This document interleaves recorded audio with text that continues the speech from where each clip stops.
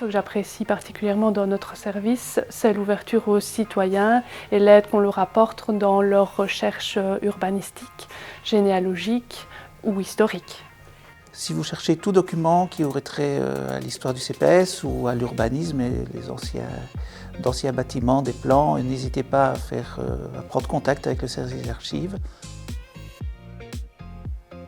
Donc on est un service en synergie, ville, CPS et police, on atteint 23 km d'archives.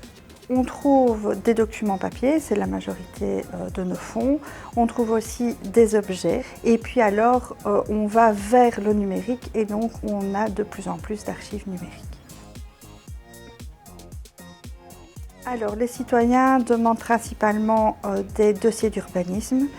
Ça sert quand on veut vendre sa maison, qu'on veut la modifier. On met à disposition les plans existants pour ces bâtiments-là. Et alors la deuxième chose, c'est qu'on effectue pour les citoyens des recherches généalogiques, que ce soit des recherches d'héritiers ou pour rechercher des personnes qu'ils ont perdu de vue ou pour obtenir des actes d'état civil.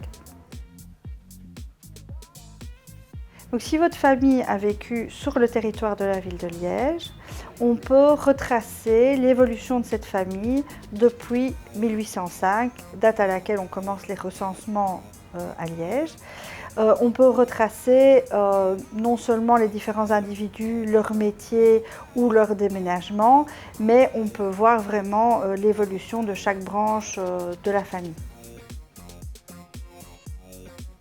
Pour conserver convenablement les archives, il faut entre 16 et 18 degrés et un taux d'humidité qui varie de 5% autour de 50% d'humidité. Alors moi mes archives coup de cœur, c'est les archives les plus anciennes. On a reçu en don un fonds avec des parchemins qui datent du XVIe siècle.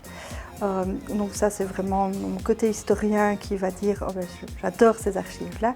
Maintenant on a beaucoup d'archives sur l'exposition 1905, on a beaucoup d'archives sur les guerres. C'est plutôt ces archives-là qui m'intéressent le plus.